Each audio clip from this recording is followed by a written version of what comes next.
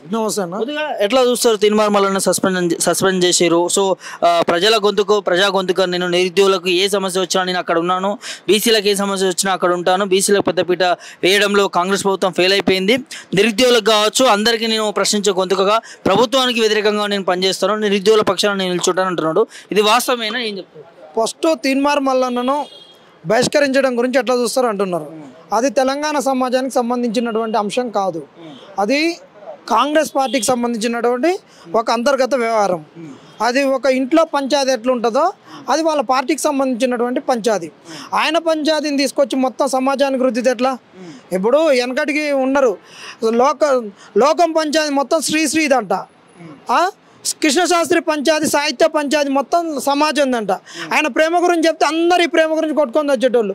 అంత లోకంలో ఒక తిండికి లేని వాళ్ళ పంచాయతీ మొత్తం శ్రీని ఎత్తికెత్తుకున్నట్టు ఈయన తీన్మార్ మల్లయ్య ఆయన నోటి దురదతోటి ఆయన దందాల గురించి ఆయన పార్టీని ఇష్టం వచ్చినట్టు మాట్లాడుకుంటే ఆయన నెల కొడితే ఆయన పంచాయతీ బీసీల పంచాయతీ ఎట్లయితే, ఆయన పంచాయతీ ఎస్సీల పంచాయతీ ఎట్లయితుంది, ఆయన పంచాయతీ కులకన్నడ పంచాయతీ ఎట్లయితుంది, ఆయన పంచాయతీ నిరుద్యోగుల పంచాయతీ ఎట్లయితుంది? ఇది తప్పు. తీన్మార్ మల్లన్న అనేటటువంటి ఆయన బోకర్ దందాకు ఆయన నోటి దురుచుకు వాళ్ళ పార్టీ వాళ్ళు ఆయనను బహిష్కరించారు. అది మాకు సంబంధం లేదు. తీన్మార్ మల్లన్న నిల్చున్నాడు. ఈ వారి ఎమ్మెల్సీగా ఉన్నప్పటి నుంచి ఇప్పటి వరకు ఎక్కడ సమస్య ఉంటే తీన్మార్ మల్లన్న అక్కడ ఉండి నిరుద్యోగులకు అండగా నిల్చుండని ఎమ్మెల్సీ నుంచి చెప్తా ఉన్నారు. మల్లన్న చెప్తాడు. ఏం చెప్తారు? ఎక్కడ నిల్చున్నాడు? తీన్మార్ మల్లన్న ఏడ నిల్చున్నాడు? మంచేసుకొని కూర్చున్నాడా? అశోక్ నగర్లో మంచేసుకొని పన్నాడా? ఇక్కడ మనం నీళ్ళు కడుతుంది పోతే మనం ఆడ దుప్పటేసుకొని కావాలి బంతంగా అట్లా నిరుద్యోగులకు ఏ సమస్యలు వస్తున్నాయి ఏంది నేను కాపల కుక్క అని అన్నాడు కదా. మరి అట్లా ఆయన పన్నాడు తీన్మార్ మల్లన్న ఏ ఒక్క రోజు కూడా నిరుద్యోగ సమస్యల గురించి రోడ్డుకి ఎక్కి కొట్లాడిండా? అశోక్ నగర్లో ఆ రోజు రాత్రి మొత్తం కొట్లాడితే వచ్చిండా? 29 జీవో గురించి ఒక్క రోజన్నా వచ్చి రోడ్డు మీద కొట్లాడిండా? ఏ రోజన్నా జీవో 46 వాళ్ళ గురించి కొట్లాడిండా రోడ్డు మీద? మనకు రిలింక్విష్మెంట్ గురించి కొట్లాడిండా? ఒట్టిగా ఆయన డబ్బా మీద పెట్టుకొని ఆయన యూట్యూబ్ ఛానల్లో మాట్లాడుకొని వ్యూస్ వస్తే దాని మీద కూడా ఆదాయం సంపాదించుకున్నటువంటి తీన్మార్ మల్లన్న ఒక వీడియో పెట్టుకొని డబ్బులు సంపాదించుకునే తీన్మార్ మల్లన్న గురించి మాట్లాడతారా? ఆయన ఎప్పటికీ రాడు. ఆయన ఒక ఉద్యమాల్లో తెలంగాణ ఉద్యమంలో కొట్లాడినోడు కాదు, విద్యార్థి దశలో ఉద్యమాలలో కొట్లాడినోడు కాదు, ఎక్కడ కొట్లాడినోడు కాదు. ఆయనకు కలిసి వచ్చింది ఆ రోజు ఏంటంటే కేసీఆర్ గారి మీద వ్యతిరేకత ఉంది. కాంగ్రెస్ వాళ్ళు ఆ రోజు ఇప్పుడు ఈ మాట ఖచ్చితంగా అంట కాంగ్రెస్ వాళ్ళ కోపం వచ్చినాయి కాదు, చౌటలు దద్దమ్మల లెక్క ఆ రోజు ప్రతిపక్షంలో లేనప్పుడు ఆ రోజు యూట్యూబ్ ఛానల్లో మాట్లాడుతుంటే వీళ్ళే ప్రతిపక్షంగా ఉన్నారని ఆ రోజు యూట్యూబ్ ఛానళ్ళకు అందరూ కూడా డబ్బులు ఇవ్వడం జరిగింది, ఆ యూట్యూబ్ ఛానల్ని ఆదరించడం జరిగింది. ఆ రోజు క్రమంలో తీన్మార్ మల్లన్న అనేటటువంటి వ్యక్తి ఒక ప్రతిపక్ష పాత్ర లెక్క ఉన్నాడని ఆయనకు సహకరించారు. అది వేరు, కానీ అదే రాజకీయం కాదు. నువ్వు ఒక మాట్లాడడం వేరు, విషయాన్ని 10 మందికి చెప్పడం వేరు, పరిష్కరింపజేయడం వేరు. నీకు ఒక పదవి వచ్చినాక ఆ సమస్య పరిష్కారం కొరకు నువ్వు ప్రభుత్వంలో ఉండి నువ్వు చేసే విధానము వేరు. దేనికి దానికి సపరేట్గా చూడాలి. అన్నిటికీ ఒకటే నేను మొత్తుకుంటా అంటే కుదరదు. సో ఏంది మరి ఇప్పుడు మీ కార్యాచరణ ఏంది? మళ్ళా రోడ్ ఎక్కినటువంటి పరిస్థితి ఎందుకు వస్తా ఉంది? ఈ తీన్మార్ మల్లన్న బోకర్ దందాలు ఏదైతే చేసిండో, మమ్మల్ని ఏ విధంగా మోసం చేసిండో, నిరుద్యోగుల అంటే గ్రాడ్యుయేట్స్ నుంచి గెలిచి గ్రాడ్యుయేట్స్ని ఏ విధంగా పక్కన పడేసి బీసీ వాదం అది ఇదని అన్ని పంచాయతీలు పెట్టుకున్నాడో, అసలు వదిలి కొసరెత్తుకున్నట్టు ఏదైతే చేస్తున్నాడో ఈ తీన్మార్ మల్లన్న నుంచి మేము నేర్చుకున్నాం, బుద్ధి తెచ్చుకున్నాం. ఇప్పుడు అంజిరెడ్డి గారు కూడా ఈరోజు గెలిచింది ఏంటంటే కాంగ్రెస్ మీద వ్యతిరేకతతోటి ఈయన గెలిచిండు. కాబట్టి ఈయన ఇప్పుడు కాంగ్రెస్ ఏదైతే హామీలు ఇచ్చారో హామీలు అమలు చేయనటువంటి కాంగ్రెస్ను నిలదీయాలి. వాళ్ళు ఇచ్చిన హామీలను ఈయన భుజాల మీద వేసుకొని ఈయన మా పక్షాన మండలిలో కొట్లాడాలి. నిరుద్యోగ అభివృద్ధి గురించి కొట్లాడాలి, 2 లక్షల ఉద్యోగాల గురించి కొట్లాడాలి, ప్రైవేట్ సెక్టార్లో రిజర్వేషన్ల గురించి కొట్లాడాలి, ఫీజు రీఎంబర్స్మెంట్ల గురించి కొట్లాడాలి. మొన్న 2 సంవత్సరాలు బీటెక్ అయిపోయి ఉన్నటువంటి పిల్లలకు కూడా ఇప్పటి వరకు ఫీజు రీఎంబర్స్మెంట్ రాక వాళ్ళు ప్రైవేట్ సెక్టార్లలో ఉద్యోగాలకు పోలేనటువంటి పరిస్థితి ఉంది. ఇలాంటి ప్రధానమైన సమస్యల గురించి కొట్లాడాలి. యూనివర్సిటీలలో బ్లాక్ గ్రాంట్స్ గురించి కొట్లాడాలి, యూనివర్సిటీలకు కంపెనీలకు అనుసంధానం చేసేటట్టు కొట్లాడాలి. ఇవాళ అంజిరెడ్డి గారికి ఉన్నటువంటి ఒక గొప్ప అవకాశం ఏంటంటే ఆయన ఒక ఇండస్ట్రియలిస్ట్గా, ఆయన పటాన్ చెరువులో ఒక పారిశ్రామిక వాటలో తిరిగినటువంటి వ్యక్తిగా, ఆయనకి ఏ కంపెనీకి ఎలాంటి సెక్టార్ వాళ్ళను ఎలాంటి క్వాలిఫికేషన్ ఉన్నోని తీసుకుపోవాలి, వానికి ఎలాంటి స్కిల్ని అందించాలి, ఇవన్నీ బాగా తెలిసినటువంటి వ్యక్తి. కాబట్టి నిరుద్యోగాన్ని రూపుమాపడంలో అంజిరెడ్డికి ప్రైవేట్ సెక్టార్ నుంచి ఒక మంచి అవకాశం ఉంది. ఉపాధి కల్పించడానికి. ఇంకొకటి అంజిరెడ్డి గారికి ఉన్నటువంటి మంచి అవకాశం ఏంటంటే సెంటర్లో కూడా వాళ్ళ పార్టీ అధికారం ఉంది.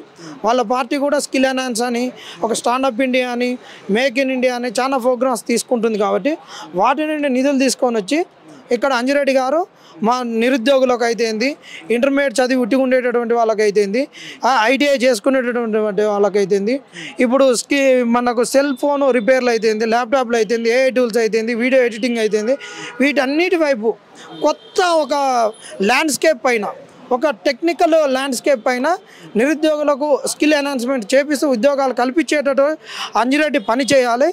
ఆ దిశగా అంజిరెడ్డి పని చేయాలని మేమందరం కూడా అంజిరెడ్డికి ముందుగా చెప్తున్నాం.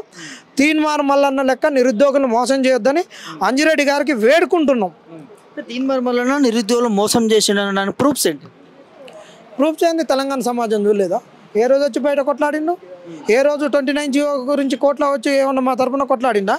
ఈడబ్ల్యూఎస్ మీ గురించి ఇంత మాట్లాడిన తీన్మార్ మల్లన్న ఒక్క కేసు ఎందుకేనా? బీసీలు అందరూ ఉంటున్నారు, ఒక్క ఎందుకు కేసు చేయట్లేరు? ఈ అవసరం లేదు. వీళ్ళకు ఎమోషనల్గా బ్లాక్మెయిల్ చేస్తూ ఏదో ఒకటి ఆయన ఎప్పుడు ఒకంతోటి తిట్టించుకొని లాస్ట్గా అంతోటి ఉన్న వాళ్ళని అందరిని బకరగాలం చేసి ఆయన ఒక్కడు మళ్ళీ ఎమ్మెల్యే అయ్యి మినిస్టర్ కావాలని. అసలు కదా ఆయన మినిస్టర్ గురించి వచ్చింది, వాదం గురించి వచ్చిందా? వాదం గురించి అయితే ఈడబ్ల్యూఎస్ మీరు గురించి ఎందుకు కేసు వేయలేదు? ఆయన 29 జీవో గురించి వచ్చి కొట్లాడితే అయిపోతుండే. ఇక అదే మాట్లాడతాడు అంతే. ఆ అప్పుడు మాట్లాడిండు, ఇప్పుడు మాట్లాడిండు. నీకు పదవి లేనప్పుడు అంటే మాట్లాడినావు. నీకు పదవి వచ్చినాక మండలిలో ఎందుకు కొట్లాడలేదు? మండలిలో ఎందుకు నువ్వు ఖచ్చితంగా ఈ జీవో ఇట్లా ఉంది, దీనికి కావాల్సిన డేటా ఇదని ఎందుకు మాట్లాడలేదు? నువ్వు ఎందుకు కేసు వేయలేదు? లీగల్గా ఎందుకు ఫైట్ చేయలేదు?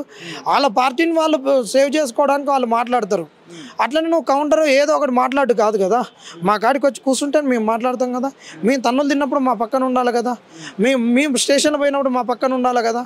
తీన్మార్ మల్లన్న ఇన్ని కేసులు అంటే ఎవరి గురించి తీన్మార్ మల్లన్న కేసులు పోయింది చెప్పు?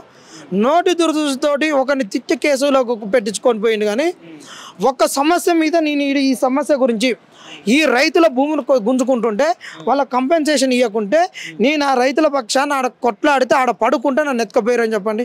నిరుద్యోగులందరూ ఇక్కడ కొట్లాడుతుంటే వాళ్ళని కొట్టొద్దు, వాళ్ళ మీద లాఠీ చార్జ్ చేయొద్దు, నా ఈపు పలగొట్టినాక నిరుద్యోగుల వైపు ఈపులు పలగొట్టని, చంపితే నన్ను చంపి నా శవం మించి నిరుద్యోగులను ఎత్తుకపోని కూర్చున్నాడా? ఈ సమస్య గురించి కొట్లాడుతుంటే తీన్మార్ మల్లన్న ఎత్తుకపోయి కేసులు పెట్టిర్రు. తీన్మార్ మల్లన్న ఈ అమ్మాయిల మీద అగత్యాలు జరిగినప్పుడు ఆడ అమ్మాయిల పైన కొట్లాడుతుంటే తీసుకొని పోయి తీన్మార్ మల్లన్న జైల్లో పెట్టిననేటటువంటి ఒక్కటన్నా ఉందా? ఏదన్నా చెప్పండి. తీన్మార్ మల్లన్న మీద ఉన్న కేసులన్నీ ఆ కేటీఆర్ని తిట్టినాయో, కేసీఆర్ని తిట్టినాయో, బీఆర్ఎస్ వాళ్ళని తిట్టినాయో, ఆ కాంగ్రెస్ వాళ్ళని తిట్టినాయో, బీజేపీ వాళ్ళని తిట్టినాయో, ఈ నోరు పారేసుకుంటూ వచ్చినటువంటి కేసులే తప్పితే ఒక సమస్య గురించి కొట్లాడితే వచ్చినటువంటి కేసులు ఏమున్నాయి చెప్పండి? అన్న ప్రశ్నించుడు ఎవడన్నా ప్రశ్నిస్తాడన్న. ఇంట్లో పిల్లగాడు కూడా అమ్మని ప్రశ్నిస్తాడు. కానీ ఇల్లును గడపడానికి పిల్లగాడు పైసలు తీసుకొచ్చి ఇంటిని గడపగలుగుతాడా? లేదు కదా. నిన్ను ప్రశ్నించుతావు, ఎన్నాళ్ళు ప్రశ్నిస్తావు చెప్పు? నీకు అధికారం ఇచ్చి అసెంబ్లీకి పంపించింది ప్రశ్నించడానికి, పరిష్కరించడానికి. పరిష్కరించు, సాధించు. ఏం చేసినావు? ప్రశ్నించి సాధించి పరిష్కరించినవా? చేయలే కదా. నువ్వు అంత ప్రశ్నిస్తావు, ఊగా ప్రశ్నించుడే. అందరం ప్రశ్నిస్తాం, నువ్వు కూడా ప్రశ్నిస్తావు. అందరికన్నా డేటా ఫ్రీనే ఉంది. 300 రూపాయలు రీఛార్జ్ చేసుకుంటే 2.5 GB వస్తుంది. ఇంకా జియోనైతే అన్లిమిటెడ్. ఆ డేటా అయిపోయిన దాకా ప్రశ్నించవచ్చు. ఈ ఫలితం ఏముంటుంది? నిన్ను అసెంబ్లీకి పంపించింది ప్రశ్నించడానికేనా? ఎప్పుడు ప్రశ్నించే గొంతుగా ఎవడు ప్రశ్నించేటోడు లోడి ఈయనొక్కడే ప్రశ్నించాలి. ఇంకా దుర్మార్గం ఏంటంటే అసలు తీన్మార్ మల్లన్న పుట్టినాకనే ప్రశ్న పుట్టిందంట. ఆయన ఎన్నికలలో అప్పుడు ప్రచారం ప్రశ్నకు పురుడు పోసినటువంటి వాడే తీన్మార్ మల్లన్నంట. పరిష్కారానికి ఎప్పుడు పురుడు పోస్తా? ప్రశ్నకే పురుడు పోయి మరి ఆ ప్రశ్న ఎప్పుడు నీళ్ళు ఆడాలి, ఎప్పుడు దాన్ని జోలపాట పాడాలి?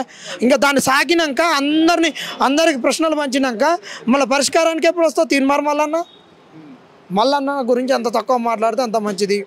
అసలు తీన్మార్ మల్లన్న టీం ఉంది కదా, 7200 ఒక ఉద్యమం ఉప్పెన అసలు నయా పైసలు లేకుండా ఎమ్మెల్యేని చేస్తున్నాడుగా. మరి తీన్మార్ మల్లన్న కాంగ్రెస్ వాడు బహిష్కరిస్తే ఒక్కడన్నా వచ్చిండు 7200 నుంచి? అసలు 7200 ఎవరి మీద ఉంది కొట్టుకోమ్మను? మా మీద ఉంది రిజిస్ట్రేషన్ ఛానల్. అసలు నీ ఉద్యమం ఎటుపోయింది, నీ సంఘం ఎటుపోయింది, నీ టీం ఎటుపోయింది?